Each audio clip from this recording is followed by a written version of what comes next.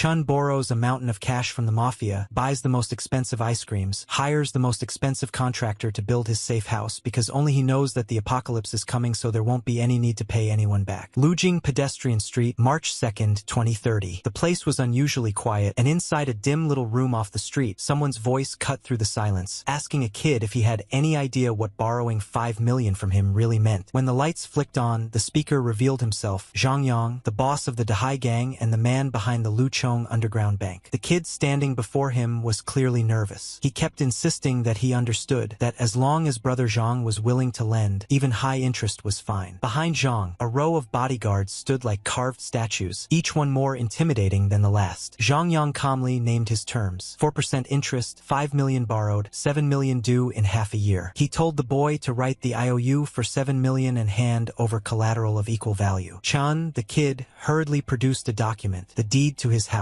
Zhang glanced at it and commented aloud that the place was old and only worth around 3 or 4 million at best. But in his mind, he was already laughing. A large flat over 140 square meters being used as collateral for a loan shark? A fat sheep had practically walked into his hands. Then he casually said that 5 million couldn't be lent out based solely on that house. The moment Chun heard that, he panicked, clasping his hands together as if praying. He begged not to lose the deal, saying 4 million would work too, that a fortune-telling master claimed his luck was soaring, and he'd surely earn several times the amount back. Zhang lowered the offer to 3.5 million, pretending it was the highest he could go. Inwardly, he sneered at how easily a young gambler could be hooked. Chan, however, reacted as if he'd just been saved from drowning, thanking Zhang with overwhelming enthusiasm and promising to repay him soon. Zhang then adjusted the final terms: repay 4.9 million in 3 months, or the house would automatically belong to him. If Chen agreed, he could write the IOU immediately and receive the funds within 3 days. Chun said there was no problem, just that he had one condition of his own. The moment he said that, Zhang's curiosity sharpened, and he leaned in to listen. 10 minutes later, Chun walked out of the room with a bright, satisfied smile on his face. From inside the room, a cheerful voice called out, thanking Chun for his patronage and telling him to take care. On his phone screen, a massive deposit lit up. Ding! Mobile account received 3.5 million yuan. Chun couldn't hold back the quiet laughter in his mind. To him, the whole situation was almost comical. In a month, the apocalypse would descend. Who in their right mind would still bother paying back a loan at that point? With the money finally in his hands, his thoughts immediately shifted to preparation. He had no intention of reliving the nightmare from his past life. Back then, a catastrophic natural disaster had struck Blue Star, reshaping the entire planet's ecosystem. Intense solar radiation pushed global temperatures to a horrifying average of 50 degrees Celsius, plunging humanity into a high-temperature apocalypse that lasted 30 days. Humans, animals, nothing survived unscathed. The world had been thrown into chaos. Meanwhile,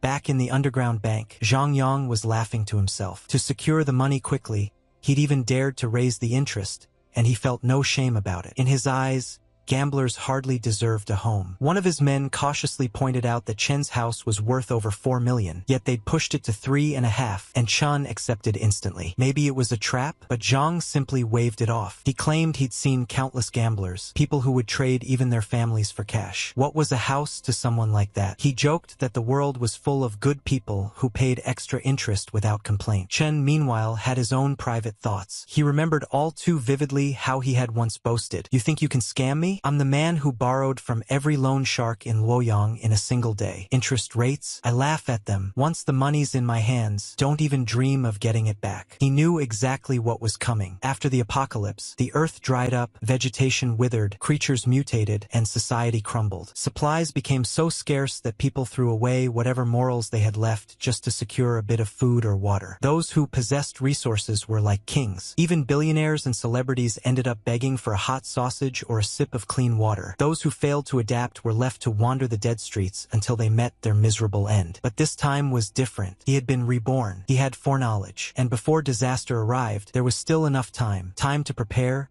time to build, and time to make sure he would never suffer like he once had. Chun eventually wandered past a group of girls who were giggling together, and the sight caught his attention. He recognized the boxes in their hands and immediately thought to himself that this must be the legendary ice cream assassin, the kind of luxury treat said to be even pricier than the so-called noble of ice creams. He stared for a moment, remembering how, in his past life, he never dared buy one for himself. Instead, He had wasted money treating that woman Lu wenching to it again and again. Feeding such high-end ice cream to her felt more wasteful than feeding it to a dog. The more he thought about it, the more his chest tightened. Fine then, this time he was going to enjoy it. Without hesitation, he marched straight in and cut the line, stunning the group of girls behind him. He raised his voice and called out, "Hello! Give me 10 of every type of ice cream you have. Thanks." The girls were left blinking in disbelief. Whispers rippled through them. Was he serious? Could he even afford it? And wasn't he ridiculously handsome while ordering? Their impressions shifted instantly, and their eyes practically sparkled at him after such a bold display. The receptionist, however, had her own concerns. She thought the very thing they had been giggling about earlier,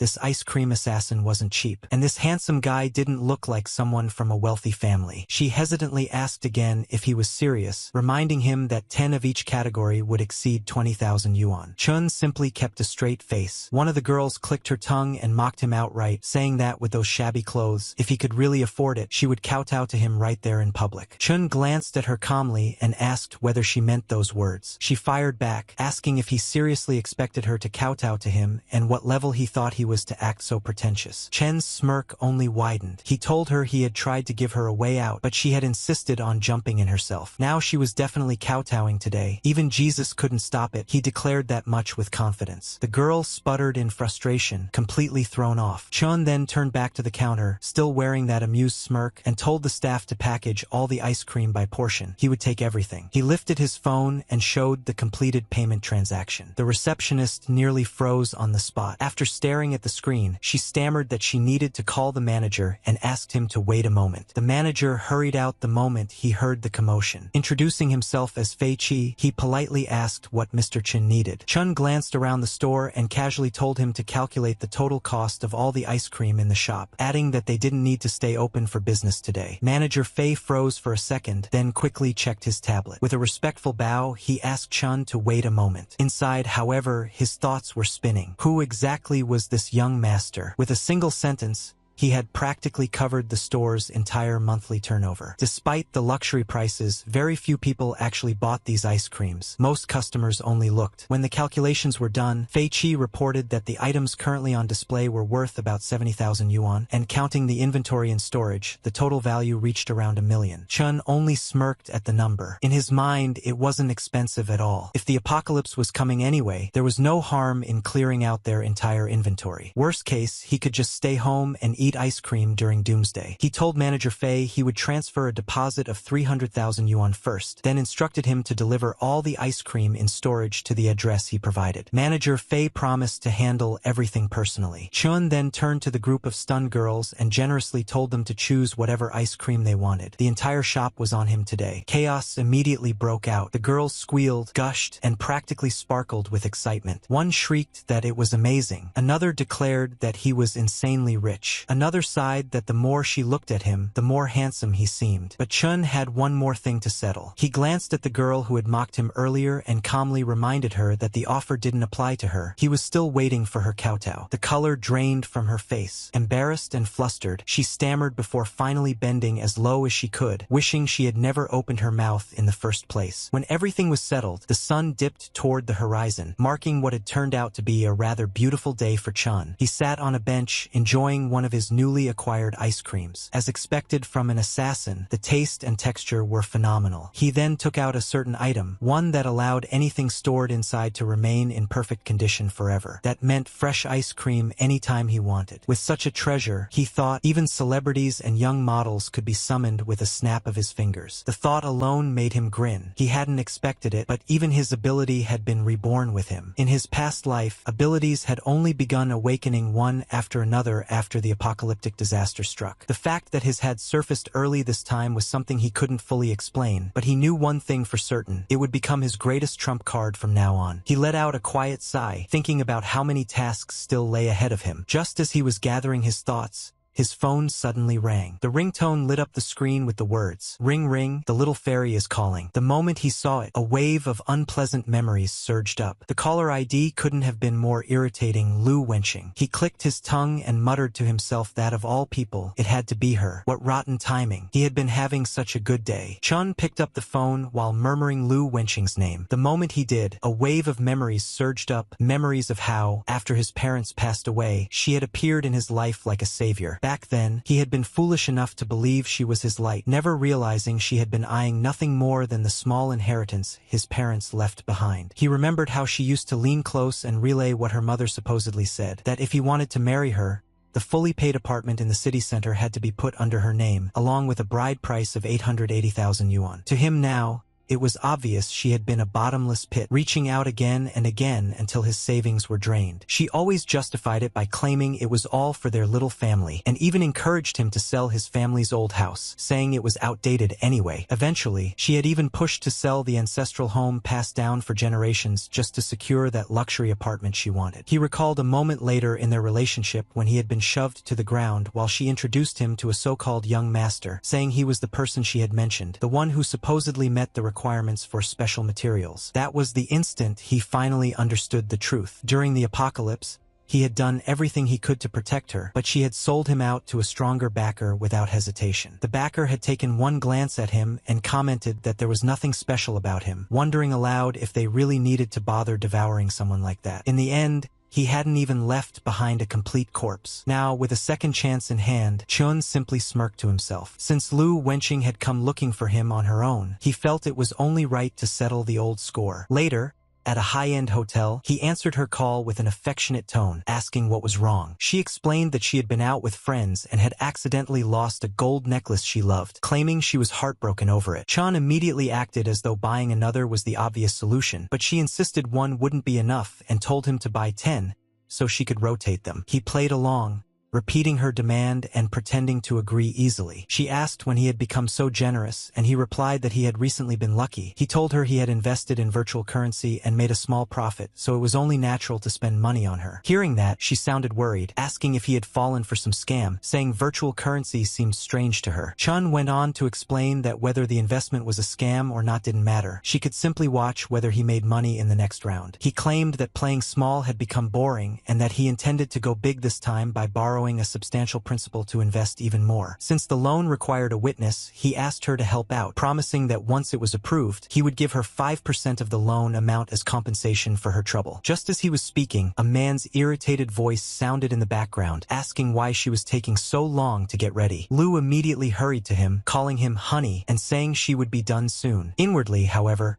she was comparing the profits. Spending a night with the older man earned her only 5,000 yuan, while simply signing a paper for Chun could earn her 50,000. To her, the risk seemed non-existent. It was just a signature, and she believed Chun Xiao to be too timid to ever trick her. Once the call ended, Chun thought to himself that he would be waiting for Lu Wenqing. After that, he shifted his focus to preparations, deciding it was time to build a fortress. He planned to turn the place into a structure of iron and copper within a month. He wanted bulletproof composite glass installed on all windows, along with hidden burglar bars, walls reinforced into 3-meter-thick bulletproof exteriors, and seismic fortification capable of withstanding intensity level 8 quakes. He continued listing requirements: 3-meter security glass, a full rooftop covered in solar panels with an independent energy system, air purification and filtration capable of blocking external toxins, an autonomous ecosystem with a 72-hour oxygen supply and internal water cycling devices, explosion-proof doors, and an access control system combining biometric and mechanical verification. The contractor, listening to all this, began to sweat, overwhelmed by the sheer scale of the demands. Inwardly, he wondered whether Chun was some kind of doomsday prepper suffering from apocalypse delusions, or whether he had simply watched too many sci-fi movies. Before he could say anything, Chun stepped closer with a serious expression and asked whether it couldn't be done, reminding him that his resume claimed he was a defense specialist who had designed safe rooms for top tycoons. The contractor tentatively mentioned understand that Mr. Chen's requirements were extremely unique and high-end, though the budget might be an issue. Inwardly, however, he was thrilled, already assuming Chen was another wealthy man brainwashed by doomsday theories, someone with money to burn. Before he could say more, Chen displayed a hefty sum and stated that he would put down a 1 million yuan deposit, and the contractor could name the remaining balance himself. The contractor was stunned. Being allowed to name the price sounded unreal, and in his mind he was already celebrating his luck, convinced he had just met a rich fool who could fund his path to financial freedom in one go. Chen shook his hand enthusiastically, adding that he valued materials and quality above all else, and everything needed to pass inspection. The contractor promised confidently that there would be no problem, assuring Chen that the place would be built solid as a rock. Meanwhile, both men were thinking the exact opposite of what they were saying. Chen was silently telling himself that once the apocalypse arrived, the contractor wouldn't even be able to find him, let alone collect any remaining payment. The contractor, on the other hand,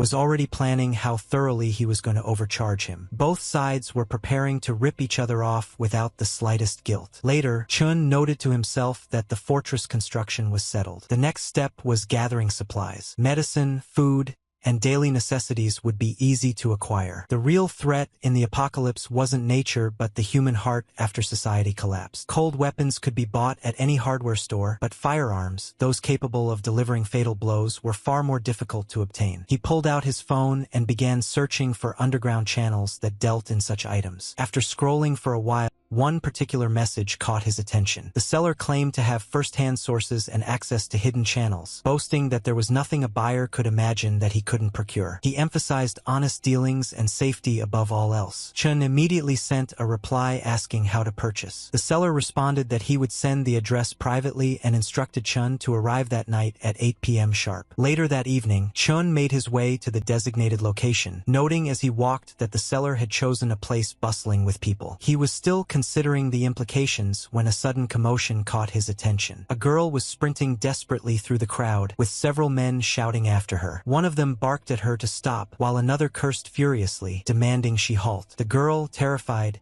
kept running. A moment later, she darted behind Chun as if seeking shelter. The pursuers grew even more agitated, one yelling that she should keep running if she dared, and another snarling that she must be tired of living to cheat someone in his territory. The girl pleaded for help, her voice trembling. Chun had originally intended to focus on his own plans for the night, but the moment he heard her voice and saw her face clearly, he froze. It was Lu Wenqing. He couldn't understand how she had ended up in a place like this. The sight left him momentarily stunned, unable to believe what he was seeing. One of the men managed to grab the girl and warn Chen not to come any closer. The girl was crying uncontrollably, and Chan, surprised, realized he recognized her. It was Li Yuyu, the top student goddess from his middle school days, the girl admired by countless boys. He couldn't understand how someone like her had ended up in such a situation. While he tried to process it, one of the thugs demanded that she hand over the money and said she shouldn't even think about leaving otherwise. She kept crying as more of the men gathered behind their leader, clearly waiting their turn. One of them suggested they stop wasting time. If she couldn't repay the money, she could pay in other ways instead, laughing crudely. Chen's expression darkened, and he ordered them to let her go. The thugs finally turned their attention to him. Their grip on the girl didn't loosen, and one of them, angrier than the rest, stepped forward with clenched fists, demanding to know where this reckless kid had come from. He mocked Chun for trying to play the hero and threatened to cripple him first. The moment he swung, Chun easily avoided the punch, grabbed the man's arm, and twisted it until the thug cried out in pain. Then, with a single strike to the face,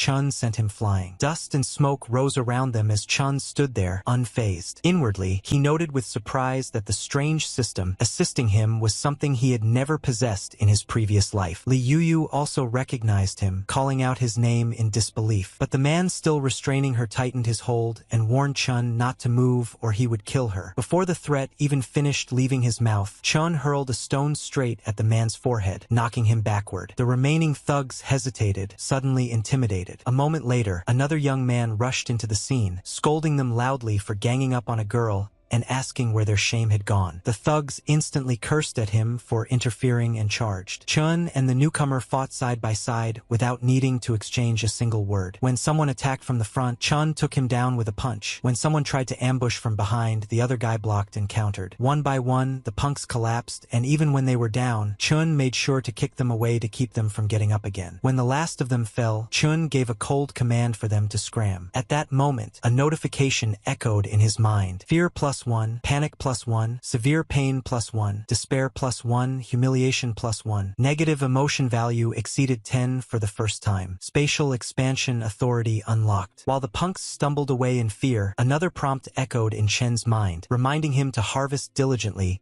so the ability could grow stronger. Chun found the concept of collecting negative emotions amusing and mentally noted how interesting this new power was. Li Yuyu, still shaken, sat on the ground and thanked him, saying she hadn't expected to meet him there. Chun helped her up gently, asked if she was hurt, and even handed her something to cover herself with. She expressed her gratitude again, but said she had urgent matters to take care of and needed to leave quickly.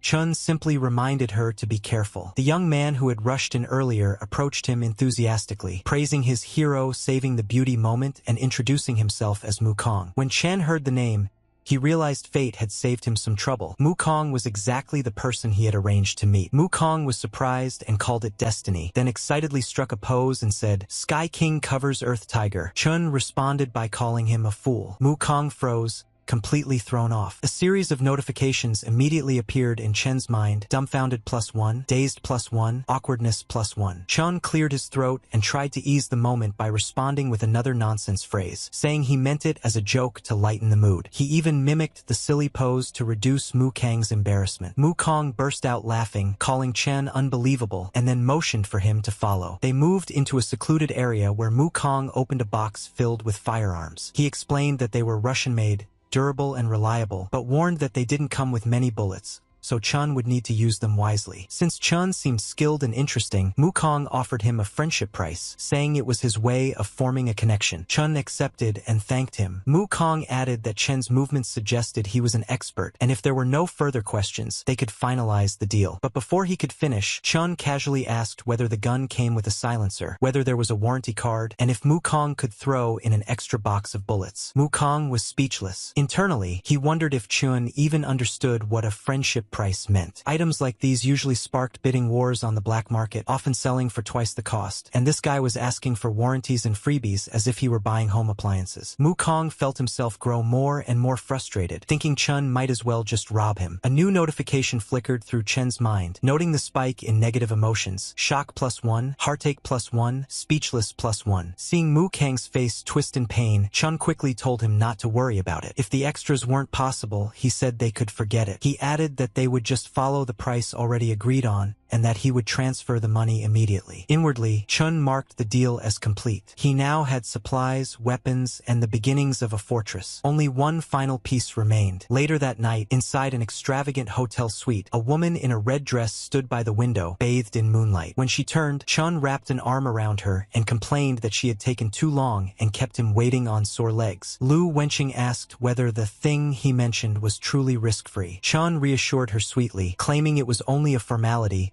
and that he loved her too much to ever scam her. In her mind, however, Lu dismissed any notion of danger. She told herself that this pathetic simp nearly sold his own blood once just to buy her a handbag. He was far too busy worshipping her to dare deceive her. Later, at Boss Zhang's office, Zhang Yang praised her decisiveness and even complimented her handwriting as she signed the contract. She handed the documents back without a second thought. Zhang, on the other hand, was practically smirking inside. He thought she genuinely believed she was only acting as a guarantor, when in truth, the moment she signed, the debt legally became hers. And when she inevitably failed to repay it, he had other methods in mind for collecting, methods he was already imagining with satisfaction. Lu Wenqing continued watching him smugly, unaware of the trap she'd walked into. Meanwhile, Chun silently observed everything, thinking to himself that she was signing her own indenture contract. Her greed, foolishness, and self-confidence would end up paying off the remainder of his safe house's construction costs perfectly. Everything had gone smoother than he expected, and he silently thanked her. A short while later, the contractor proudly showed Chun the completed safe house. He assured Chun that every material used met the highest military standards: heat insulation, soundproofing, explosion-proofing, drill-proofing, even the structural strength to withstand multiple small-scale nuclear shockwaves. Chun acknowledged the quality and thanked him. The contractor laughed heartily and told Chun to call him whenever he needed more work. Finally, inside the finished safe house, Chun took a moment to sit down and relax. Just then, a broadcast echoed from his screen. Line. Affected by unprecedented super-strong solar flare activity, the entire globe will experience continuous extreme high-temperature weather. The news report continued, warning that temperatures across many regions were expected to break historical records and urging all citizens to take immediate protective measures. Chun listened quietly, then picked up the gun lying beside him. He remarked to himself that the moment had finally arrived. Outside his reinforced walls, the world was beginning to ignite, heat waves surging, flames blooming across cities, and panic spreading everywhere. He walked to the window and watched as the world outside descended into burning chaos. He stood watching the world burn, secure and ready for whatever came next. The news anchor continued reporting that a super-strong solar flare had erupted, causing violent disturbances in Earth's ionosphere. Extreme high-temperature phenomena were already appearing across the globe, with daytime highs expected to reach as much as 45 degrees Celsius. Citizens were advised to take heatstroke precautions and avoid going outside at noon unless absolutely necessary. Chun listened without surprise. He already knew this was coming. In his mind, he noted that the temperature had begun to rise, but this was only the beginning. Compared to his past life,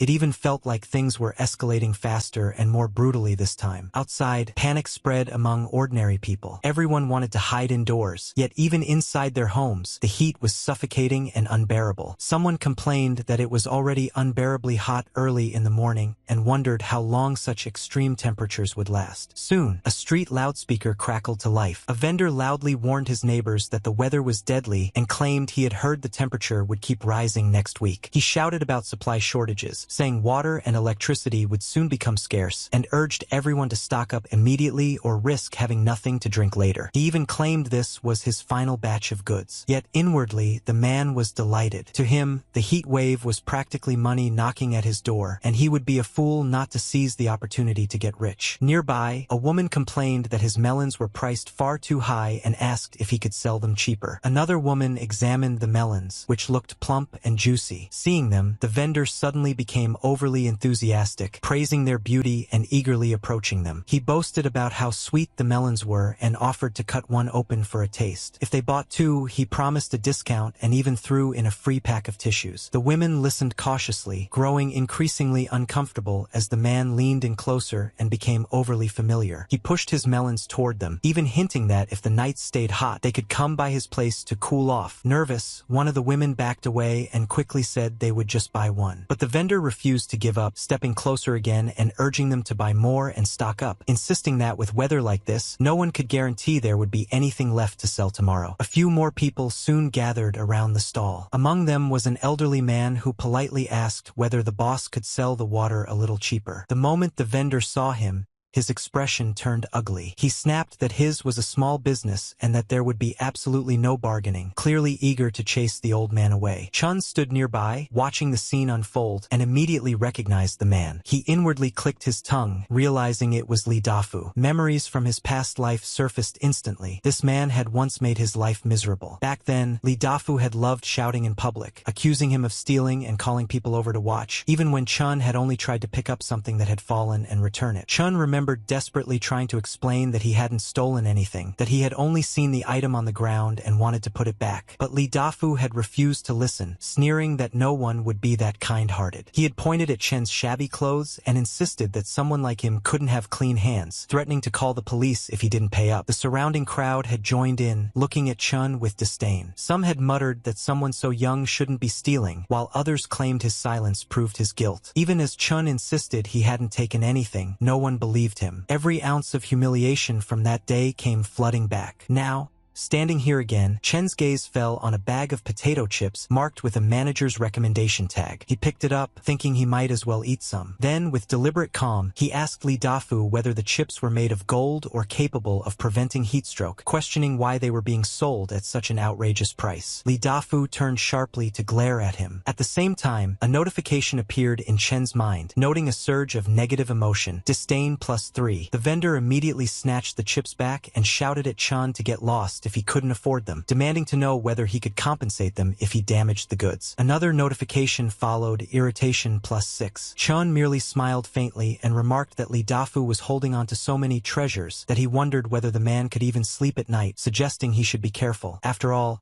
things had a way of getting stolen. Boss Lee suddenly felt as if he'd been cursed and flew into a rage, demanding to know who Chun was trying to hex. He threatened to beat him up, sneering that the heat must have fried his brain. Chun, however, calmly told him to settle down and casually asked whether he'd been suffering lately from insomnia, vivid dreams, weakness, and night sweats. That question caught Boss Lee off guard. He muttered that he did have some of those symptoms and even wondered if there might be a feng shui issue with his warehouse. Chun hushed him confidently, saying he'd known it all along and pointing out that Boss Lee's yin tang looked dark. He explained that it was a typical case of deficiency. That was enough to completely set Boss Lee off. He cursed Chun back, shouting that Chun and his entire family were the ones with deficiencies and swung a fist at him. Chun easily dodged the punch. He casually picked up a lollipop, popped it into his mouth, and advised Boss Lee to take better care of his health. He warned that excessive anger damaged the body, especially someone in Boss Lee's condition. As he spoke, he tossed a few coins onto the ground and coldly remarked that if Boss Lee didn't pay attention, he might die young. He then turned away, savoring the sweetness of the lollipop, leaving Boss Lee staring at the money on the ground. A notification immediately rang out in Chen's mind, detected strong negative emotion, anger plus 20. As night fell, a stray cat passed through the streets with something clutched in its mouth. Inside his safe house, Chen gazed at the night sky and reflected on his past life, remembering how he had swallowed his anger and allowed others to trample him. This time, he intended to reclaim everything with interest. He then recalled that he had unlocked spatial expansion earlier, and the emotions Li Dafu had just provided were perfectly sufficient to use it. A notification followed, consumed negative emotion, 20. Storage space expanded to 200 cubic meters. An unseen aura enveloped Chun, and for a brief moment, it felt as though his hand brushed against a doorway leading into another dimension. When dawn arrived, the heat was already overwhelming. Even sparrows struggled under the rising temperature. On the street below, Boss Lee returned to his stall and froze. Wherever he looked, there was only one thing waiting for him, nothing. Stunned, he shouted in disbelief, demanding to know where all his goods had gone and who could have done this. From the safety of his fortified home, Chun calmly sipped his soda as another notification appeared, negative emotion plus 66. The drink tasted great, but he knew this was only the beginning. Much more was yet to come. Boss Lee completely lost it. He ran around his store in a panic, shouting and cursing, demanding to know who had stolen his goods. He collapsed to the ground, almost crying, unable to accept what had happened. To him, this was worse than the apocalypse itself. The end of the world didn't scare him nearly as much as losing all his stock overnight. The people nearby started whispering among themselves. One person wondered aloud whether Boss Lee had staged everything himself just to jack up prices. Another worried about how they were supposed to survive if even the supermarket was empty. An old woman claimed she had seen a dark shadow drifting through the area last night, and someone else immediately questioned her, asking if she was sure. Boss Lee, however,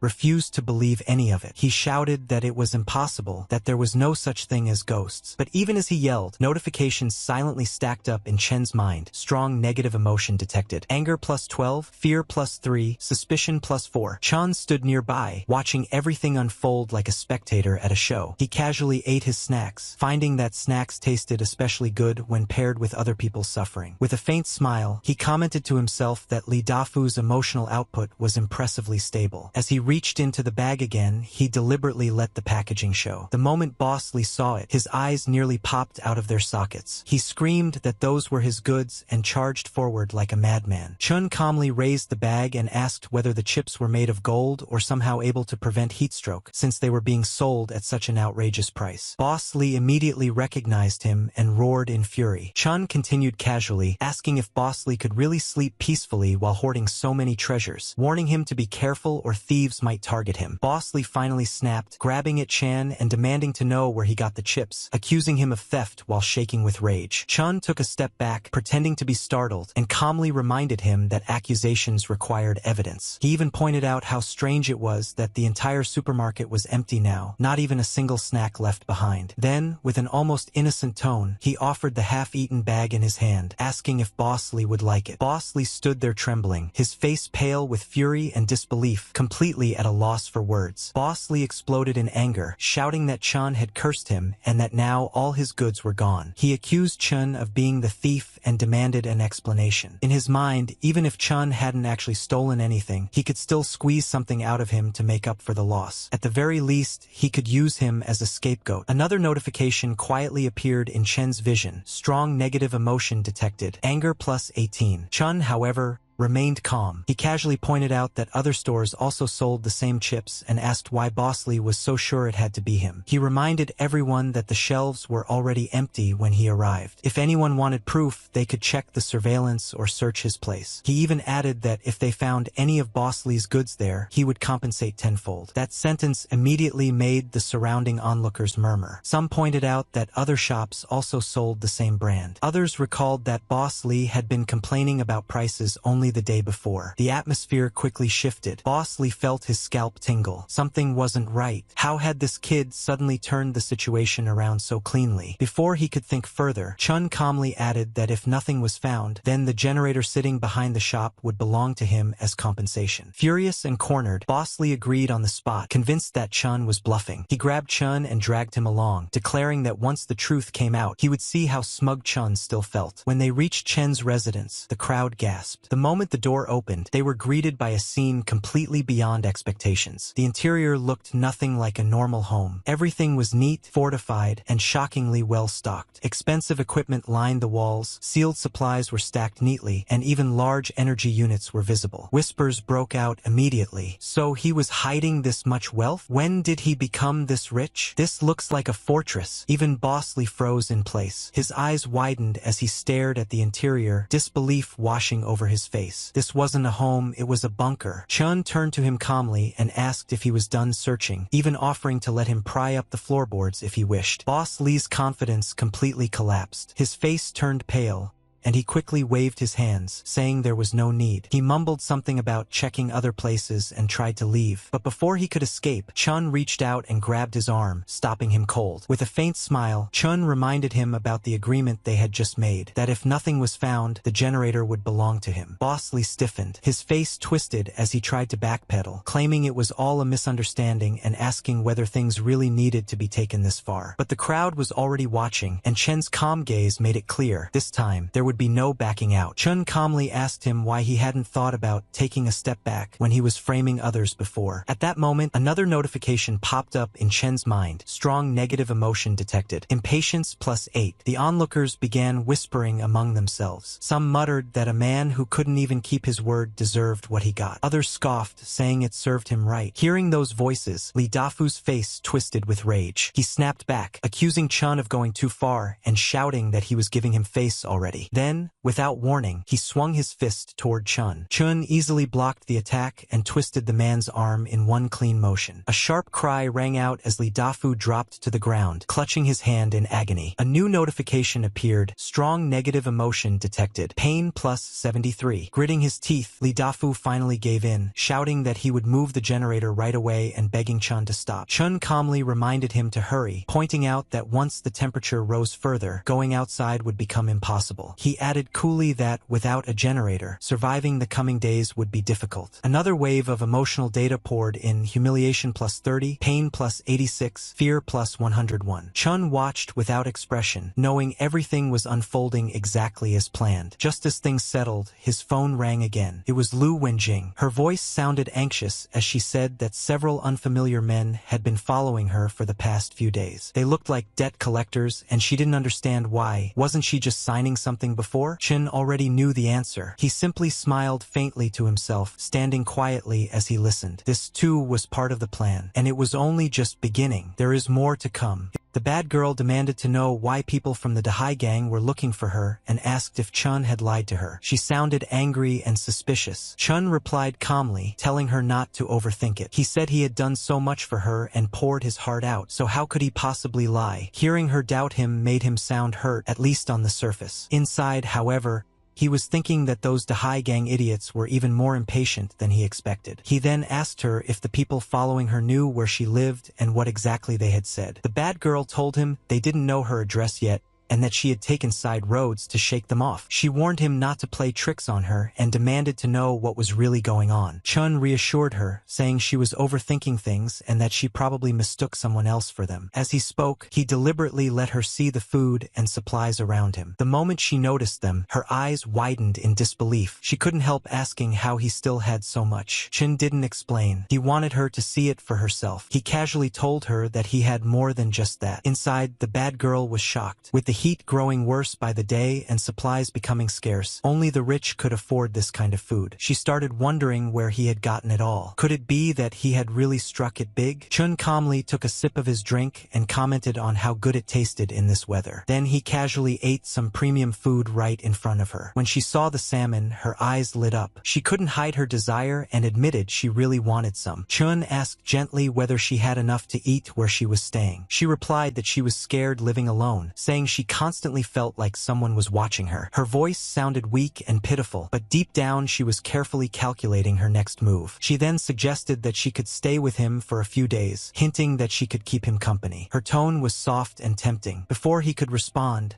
she ended the call. Chun lowered his phone slowly, a faint smile forming on his face. Hook, line, and sinker. Lu Wanjing, you really are too cheap. Chun called her back and told her that the weather was only going to get hotter. He reminded her that she had always said a girl shouldn't casually give out her address, acting all mysterious and refusing to let him visit. Now, though, he told her to send the address over. He said he would go pick her up later, once the temperature dropped a bit. The bad girl immediately changed her attitude. She said that times were different now, that the situation was special. Since he was her boyfriend, who else could she rely on if not him? She quickly sent over the address and told him to come get her. Chun told her to stay put and not wander around, reminding her to be good and wait for him. After hanging up, the bad girl smirked to herself. In her heart, she thought that a simp would always be a simp. Give him a bit of sweetness and he would come running, tail wagging. Meanwhile, Chin already understood everything perfectly. He thought about how she used to act all high and mighty, never letting him even step inside her community. Now, just for a bit of food, she was willingly handing over her address. The contrast almost made him laugh. He put his phone down just as a knock sounded at the door. A woman's voice called out, asking if she could come in. It was Auntie Wong from next door. He opened the door slightly, and she immediately started complaining that her air conditioner had broken and that it was unbearably hot. She said the children couldn't stand it anymore and suggested they come inside for a while, saying neighbors should help each other. Chun looked at her calmly and reminded her how, when he was younger, he and his mother used to pick up plastic bottles downstairs. Back then, she had pointed at them, called them beggars,